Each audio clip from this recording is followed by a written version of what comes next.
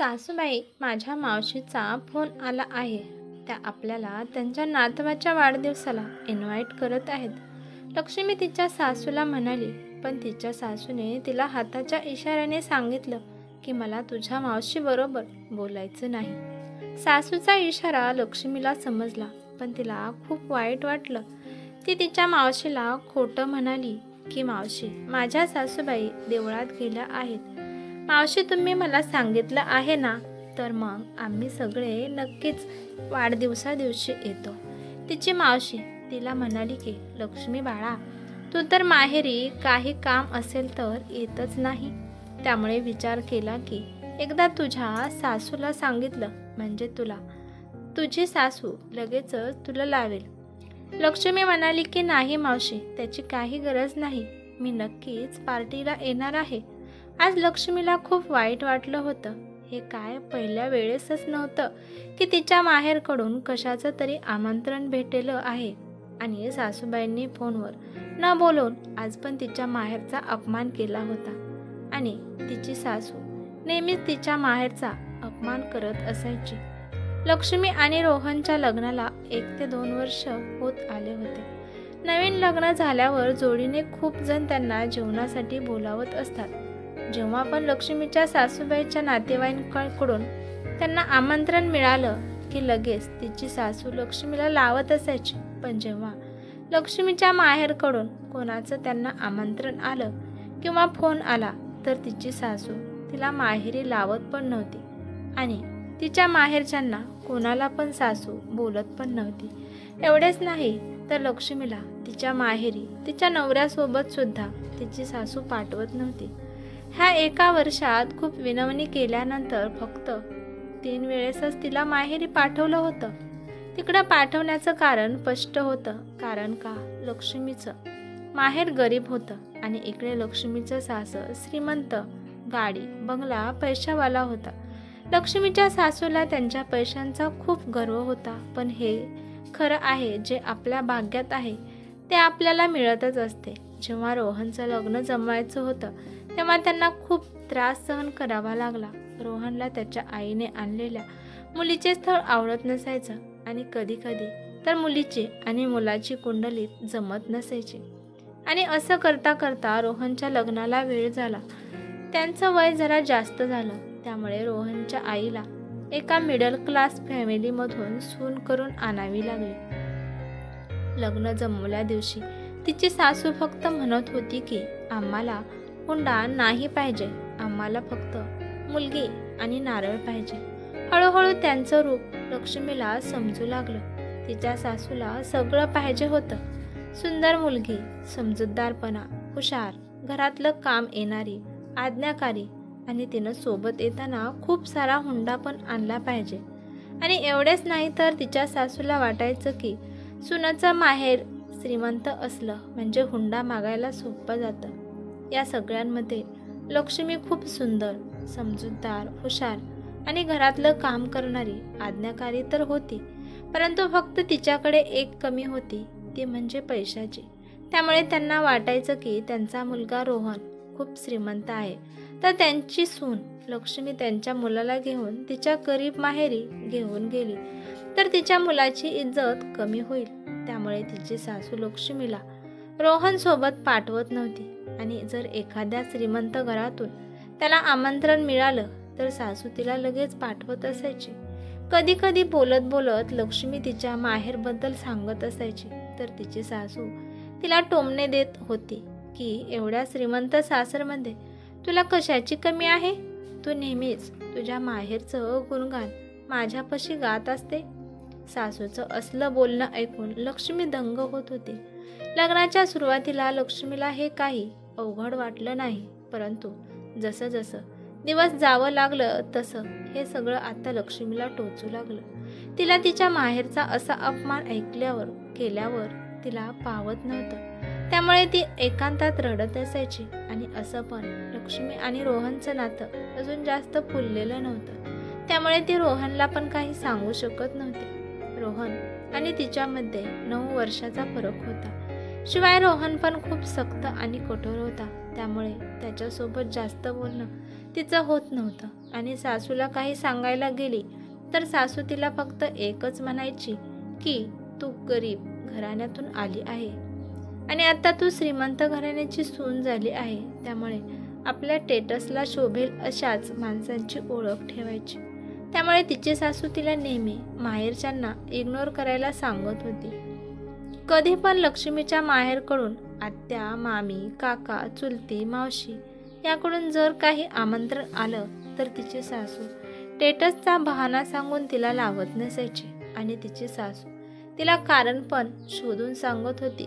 हे असं सांग की रोहनची तब्येत ठीक नाही किंवा सासूची तब्येत ठीक नाही किंवा तुझी तब्येत ठीक नाही असं सांग, नाहीतर तू हे सांगू शकते की घरात पाहुणे आले आहेत असं कारण सांगून बिचारी लक्ष्मी तिच्या माहेरी पण जाऊ शकत नव्हती.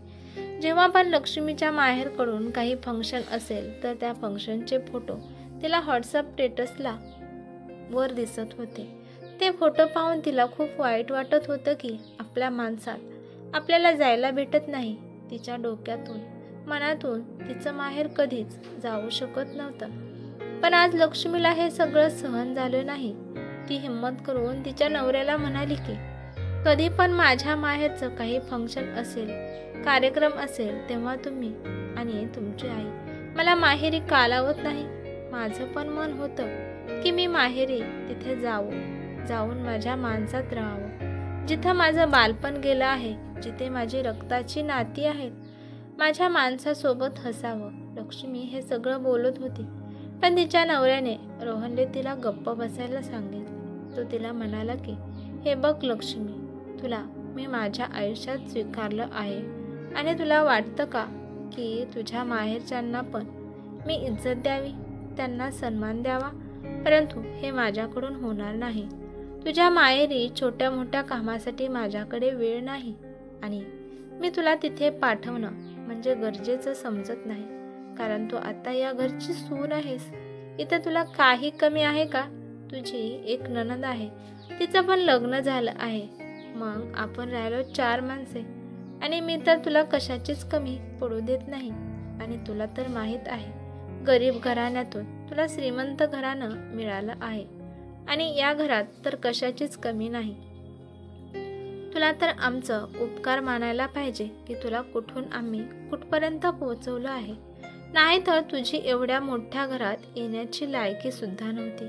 आज रोहन लक्ष्मीला खूपच जास्त बोलला होता. त्याने पाहिलं की लक्ष्मीच्या डोळ्यात अश्रू आले होते. तो पण काही करू शकत नव्हता, कारण तो त्याच्या आईचा आज्ञाकारी मुलगा होता. रोहनने लक्ष्मीला शांत करणं हे गरजेचं समजलं नाही. तो तसाच तेथून निघून गेला. लक्ष्मी खूप वेळ त्याच जागी उभी राहिली. रोहनच्या बोलण्यावर तिला खूप विचार करावा लागला. तिला कळालं की नवरा आपल्यासाठी काहीच करू शकत नाही. तिला स्वतःलाच काहीतरी करावं लागणार होतं. काहीतरी विचार करत लक्ष्मी बेडवर बसली. संध्याकाळी जेव्हा तिचा नवरा रोहन आला तर त्याची आई तोंड फुगवून बसली होती. आईला अशा अवस्थेत पाहून तो म्हणाला की काय झालं आहे आई, तू एवढी टेन्शनमध्ये का आहेस? अरे रोहन, टेन्शनमध्ये बसू नाहीतर काय करू? अरे रोहन, आपण लक्ष्मीला जे प्रेम आपलेपणा दिला त्याची परतफेड करून ती माहेरी निघून गेली आहे आणि ती मला म्हणाली की मी आईकडे चालली आहे आणि आईसोबतच मी मावशीच्या घरी जाणार आहे. मावशीच्या नातवाचा बर्थडे साजरा करण्यासाठी मी तिला जाऊ नको म्हणाली, तरी पण तिने माझं काहीच ऐकलं नाही. परत मी तिला सांगितलं की रोहनला विचारून जा, तरी पण ती मला काहीच बोलली नाही. ह्याच्यामुळेच मी तुझं लग्न गरीब घराण्यातील मुलीसोबत लावून देत नाही. मला माहिती त्या मुलींचा स्वभाव असलाच असतो, त्या शेवटी त्यांचं असलं रूप दाखवतच असतात आणि आपली लक्ष्मी पण तशीच निघाली. रोहनची आई वारंवार बोलत होती. रोहन शांतपणे सगळं ऐकून घेत होता. तो आईला काहीच न बोलता बेडरूममध्ये निघून गेला. त्याने रूममध्ये जाऊन पाहिलं तर तिथे एक चिठ्ठी होती. रोहनने ती चिठ्ठी उघडली. त्यामध्ये लिहिलं होतं की रोहन, मला माफ करा, मी सासूबाईच्या विरुद्ध जाऊन मी माझ्या आईच्या घरी गेली आहे. मी माझं म्हणणं सासूबाईंना सांगण्याचा प्रयत्न केला, परंतु त्यांनी माझं काहीच ऐकून घेतलं नाही. सकाळी मी या विषयावर तुमच्यासोबत बोलली, तुम्ही पण माझ्याशी व्यवस्थित बोलला नाही, तसाच निघून गेला. मला हे मान्य आहे की मी गरीब घराण्यातून मी श्रीमंत घराण्यात आली आहे. तुम्ही मला खूप आरामाची जिंदगी दिली आहे. तुमचं खूप उपकार आहेत माझ्यावर. त्यामुळे अजून एक उपकार माझ्यावर करा. माझ्यासोबत या निर्णयाला मला साथ द्या. मला माहीत आहे तुम्ही स्वतःहून माझ्यासाठी कधीच सासूबाईला काही बोलणार नाही. त्यामुळे खूप विचार करून मी स्वतःसाठी हा निर्णय घेतला आहे. कारण त्यांच्या नजरेत मीच वाईट बनू. आता मी त्या घरात तेव्हाच येणार आहे जेव्हा तुम्ही मला नेण्यासाठी माझ्या घरी येचाल. रोहन हे माझं माहेर आहे आणि माहेर एवढ्या लवकर तुटत नसतं. मला मान्य आहे की तुम्ही माझ्यासाठी सर्वस्व आहात, परंतु माहेर पण माझ्यासाठी तेवढंच महत्त्वाचं आहे.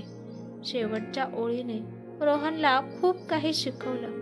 त्याला खरं काय आहे ते उमगलं की जसं लक्ष्मीला मी जसा महत्त्वाचा आहे तसंच तिला पण तिचं माहेर महत्त्वाचं आहे. तेव्हा त्याची आई रागात त्याच्या खोलीत आली आणि रोहनला म्हणाली की अरे रोहन, मी तुला काय म्हणाले, तू एवढा उशीर का करत आहे? काहीतरी निर्णय दे मला. तू आत्ताच्या आत्ता लक्ष्मीला फोन कर आणि तिला सांग की या घरात आता तिची कोणतीच जागा नाही. तिला आपण आता माघारी आणायचं नाही. तिने जो माझा अपमान केला आहे त्याची शिक्षा तिला मिळालीच पाहिजे. रोहन म्हणाला की आई, कोणत्या शिक्षाची सजा देऊ तिला?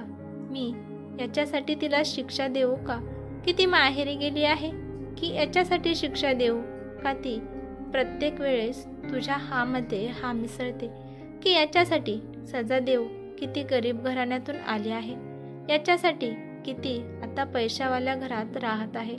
आई, लक्ष्मी लग्न झाल्यापासून माझ्या निर्णयाला पाठिंबा देत आहे. तिला पण तिच्या घरातून या घरात ॲडजस्ट होण्यासाठी वेळ लागत असेल.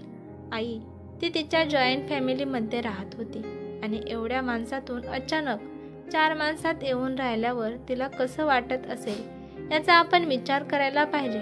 आई, जर लक्ष्मी लग्न करून मला माझ्या घरच्यांना माझ्या निर्णयाला स्वीकार करू शकते तर आपण पण तिचं मन समजून घ्यायला पाहिजे. रोहनचं बोलणं ऐकून त्याची आई दंग झाली. आज त्यांच्याकडे रोहनला बोलण्यासाठी काही शब्द राहिले नव्हते. त्यांना कळालं की जर आता त्या काही बोलल्या तर त्यांचं आणि रोहनचं नातं खराब होऊ शकतं. त्यामुळे त्याच्या आईला कळालं की आपली हार झाली आहे, म्हणून त्या शांतपणे तेथून त्यांच्या खोलीत निघून आल्या. रोहनने मोबाईल घेऊन लक्ष्मीला मेसेज केला की तुझ्या माहेर बरोबर मी पण इम्पॉर्टंट आहे आणि मला पण तू खूप इम्पॉर्टंट आहेस. मी तुला 2 दिवसांनी न्यायला येतो. तोपर्यंत तू आरामशीरपणे माहेरी राहू शकतेस. मेसेज वाचून लक्ष्मीला खूप आनंद झाला. तिच्या डोळ्यातून आनंदाश्रू येऊ लागले. तिने आज जो पण निर्णय घेतला होता तो निर्णय तिच्या आयुष्यात प्रकाश घेऊन आला होता. तर मित्रांनो, जर आपल्याला काही माणसे खाली दाबण्याचा प्रयत्न करत असतील तर आपण शांत बसलो तर ते अजूनच दाबण्याचा प्रयत्न करत असतात. त्यामुळे योग्य वेळी योग्य निर्णय घेतल्यावर आपल्याला त्या अडचणीतून अनेक मार्ग निघू शकतात. ही कथा कशी वाटली ते मला कमेंट करून नक्की सांगा. कथा आवडली तर लाईक शेअर नक्की करा आणि चॅनलवरती नवीन असाल तर चॅनलला सबस्क्राईब करा. धन्यवाद.